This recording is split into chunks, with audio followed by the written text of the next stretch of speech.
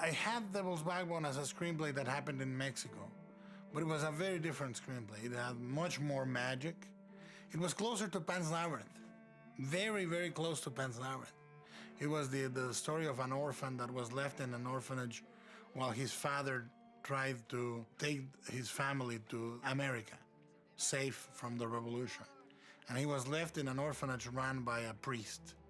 It was said the devil lived within it. And many of the elements and the moments in Devil's Backbone remained in this, but it was closer to Pan's Labyrinth. And it's a movie I may do someday, because it's completely, I can shoot it now and you would not see how related they are.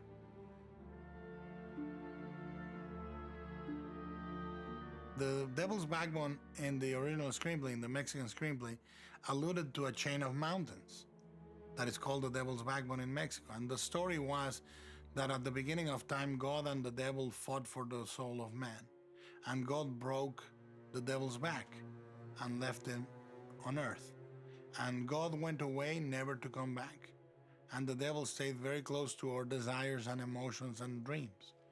And every 100 years, in the summer, God and the devil wager for the soul of one. And in the original story was the kid arriving to the orphanage.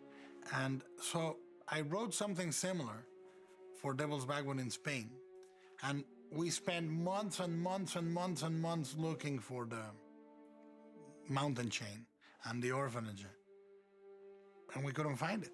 We went all through Spain. I ate on every location. I love that, because I now have a very good idea of the food around Spain.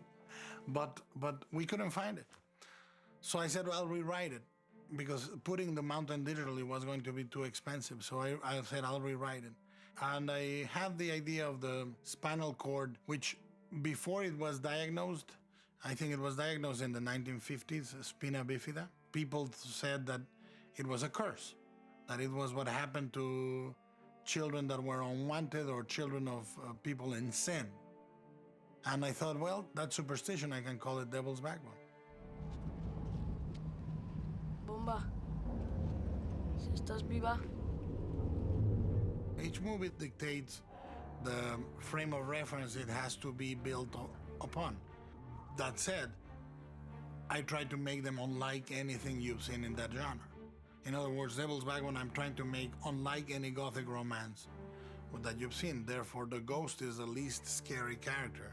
The most scary character is a living, breathing guy, a living person. So, it's about taking the frame of reference, but not, you try to echo very faithfully what you have studied are the motifs in the genre, but you don't try to just repeat them. You try to repeat them with an oblique reference.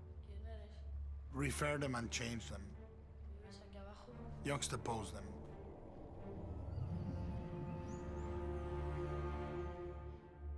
The difference between Devil's Backbone and Pan's Labyrinth is that Pan's Labyrinth was molded after readings and my passion for fairy tales. I was trying to sort of distill the most classical motifs in old fairy tales. And Devil's Backbone was the same thing, but it was done with Gothic romance. I've been interested in fairy tales, and I've been trying to imbue a little bit of fairy tales in my movies since Kronos. Even Mimic has a little bit of that. Or the very, very ending of Blade, where she crumbles in his arms against the sunset, or sunrise in this case. It's really, these are moments that have more to do with fairy tale than with the horror genre, but they are very related. Santi. Frankenstein combines elements of fairy tale in it. It has the little boy lost in the world element of fairy tales, but also of parable. Parables are very close to fairy tales in a way, and to horror stories. I thought it was out of place to do fairy tale in Devil's Backbone because the central mythical creature was a ghost. Therefore, a ghost doesn't really belong instinctively in a fairy tale world, but it belongs in the Gothic romance perfectly. So, the instinct was to use the genre that the story required. In the opposite case, in Pan's Labyrinth, it was about a faun and about 3 tests and about a giant frog and all these things that were organically a fairy tale.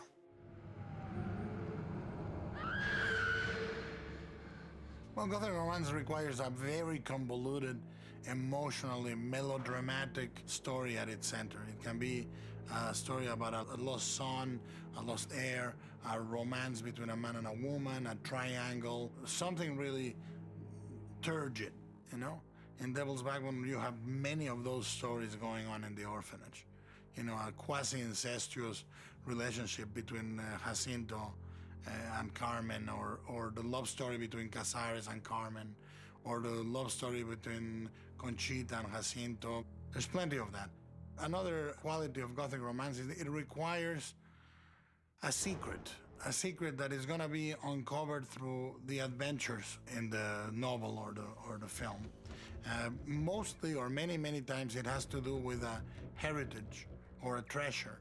In the case of Devil's Backbone, is the bars of gold and how they are linked to the death of Santi and the mystery of Santi's death and who murdered him and how. It's unraveled through the tale. But what didn't lend normally to it was to do it in the 30s or 40s. You know, that is more difficult because the trappings of Gothic romance require catacombs and cellars and gaslight or candlelight. But, you know, I thought, well, if I put this building in the middle of nowhere and they have very little modern trappings, we can do the Gothic romance. And we went at it very carefully. We created the cellar, you know, we created the feeling of catacombs and subterranean worlds. And, you know, we translated every detail as much as we could. When you think about the passage from fairy tale or children's stories into horror, there are many leaps. I can tell you, for example, that there are moments of Gothic horror in the Grimm's-inspired movies of Walt Disney, without a doubt. For example, in the Red Queen chapters in Alice in Wonderland, when Alice is about to be decapitated, or we know that the Queen cuts off heads, that's very disturbing. Santi. The elements of spirituality in pain and in suffering and in facing the darkness are interchangeable between a really good parable, a really good fairy tale, or a really good Gothic romance in a way. Some of the scariest images in literature come from children's literature. But Disney, for example, was very conscious of the need for horror moments within his fairy tales. You know, the Queen turning into a witch in Snow White, or the moment, Geppetto and Pinocchio living inside the whale. There are moments of true morbid quasi-horror in Disney films, which are what makes them unique and potent. I think that pathos needs to exist within a children's fairy tale for it to work. That's when people try to imitate Disney and they think they are imitating only the saccharine side. You know, they're only trying to make it all nice and joyful and, rosy. The movies are horrible to watch. You know, a good villain, Hitchcock and Disney thought the same way. The better the villain, the better the film.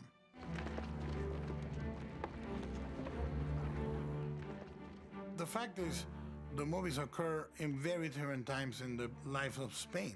Devil's Backbone happens at the very tail end of the Civil War, is when the Republican side feels they are lost. They essentially are living the last minutes of freedom, if you would, and the orphanage represents all the sides that are in conflict. You know, there's the proto-fascist, that is Jacinto, and the Republican side that is a little bit out of touch with reality, which is the teachers. But Pan's Labyrinth represents a very different period. It's after the war. It's the complete triumph of fascism. It's the suffocation of little moments of individuality and of expression. You know, they are suffocating the rebellion. The captain is drowning and strangling the rebellion outside in the forest and in his own home with the girl. He doesn't like anyone standing up to him. So they are very, very different periods. One is post-Civil War, and the other one is a tail end of the Civil War. What I wanted to show in Devil's Backbone was that the war was very close by, even if you were very far away. The war is glimpsed only when Casares delivers the bottles into the town. They are summarily executed against a wall. I think that that's one of my favorite scenes in the movie. It was shot very, very fast in half a night.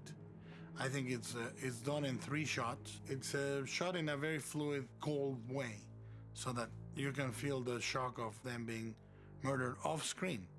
You never saw any violence or any blood in the war scene. When depicting what a fascist does, or when depicting any act of brutality, you should have the audience feel empathic pain. As long as you're not doing it just for spectacle, with a generic sadistic glorification of the moment, it should be represented very brutally. I think that Pan's Labyrinth's moments are much more graphic, but it was necessary also because they were far apart. For example, the captain destroys the nose of a guerrilla boy and kills his father. But if you didn't have that moment, it would be 40 minutes of just a guy in a grumpy mood. That would be it. But because you have that, you feel that he is always about to go off. He's a guy that it takes so little to push over the edge. I think that it's a danger that is part of the human condition. These guys exist.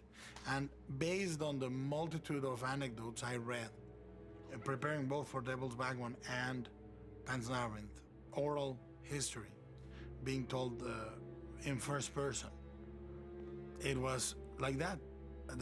My impression is that both sides, Republican and fascist, both sides were incredibly brutal at the drop of a hat. Ahora, márchese. When Devil's Backbone came out, September 11 just happened. And we were in Toronto showing the movie September 10th. And then 9/11 happened the next day. I think everything that happened in that Toronto Film Festival faded into obscurity with good reason. And so when we were moving forward to the release, we knew that it was not exactly commercially the best moment to show a movie about war and what it does to the human soul, and children in danger, children being slaughtered, and it was really quite terrifyingly wrong, the timing, commercially. But we thought that morally it was the right time to show the movie, so we didn't move the release. Critically, the reception in America was fabulous, but commercially, the movie was in, I think, 12 screens. It was not a wide release. It was very much an art house release, and commercially it was just a blip in the ocean. To me, the movie is as good and as beautiful as Pan's Labyrinth is. In some aspects, I think the fact that they are companion pieces, one is the boys' movie and the other one is the girls' movie. In Pan's Labyrinth, I tried to very, very openly talk about the tale being a tale about a girl trying to go back into her mother's womb. But in Devil's Backbone, the central metaphor is insects in amber, frozen things that look alive but are not, which is a perfect metaphor for ghosts. I know where they rhyme, but I would love for people to be able to watch them back to back. ¿Qué es un fantasma? Un evento terrible condenado a repetirse una y otra vez. Both begin with a voiceover talking about something relevant to the story. One is a fairy tale, the other one is a rumination about what is a ghost. Both stories then go to a car cruising through a forest or through a desert, and within that car comes the child that will unravel the mystery.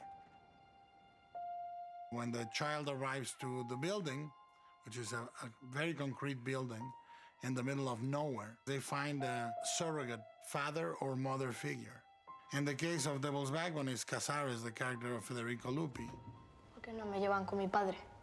Carlitos, Vas a estar un tiempo con nosotros. Solo un tiempo. And in the case of Pan's Labyrinth is the character interpreted by Maribel Verdú, the housekeeper.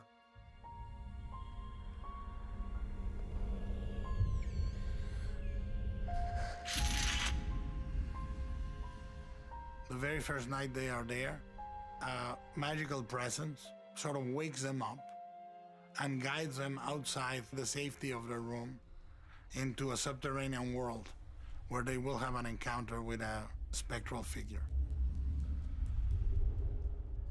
Devil's Backbone is a movie about unity and about being incomplete when you are not joined by others. The idea that everybody in the movie is incomplete when they stand against each other, and that when you stand by each other, you are complete. It's sort of the idea that the boys become complete, they become an entity at the end of the movie. The rest of the characters is incomplete, sort of amputated in many ways. One is lacking a leg, one is impotent, one lacks a heart. It's thematically clear throughout the movie. And Pan's Labyrinth is a movie about choice, which is articulated in a different way, but equally articulated. I think that this should be enough for you to start finding more parallels yourself, but they were constructed to rhyme. They are very different stories, but structurally, they were meant to be a verse, a rhyming verse.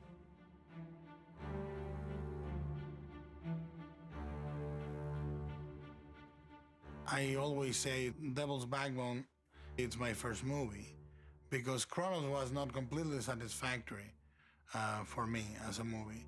I love it, but it was not the movie I imagined in pre-production. And Mimic was a disaster to make, and it's not a movie that is by any means complete or great.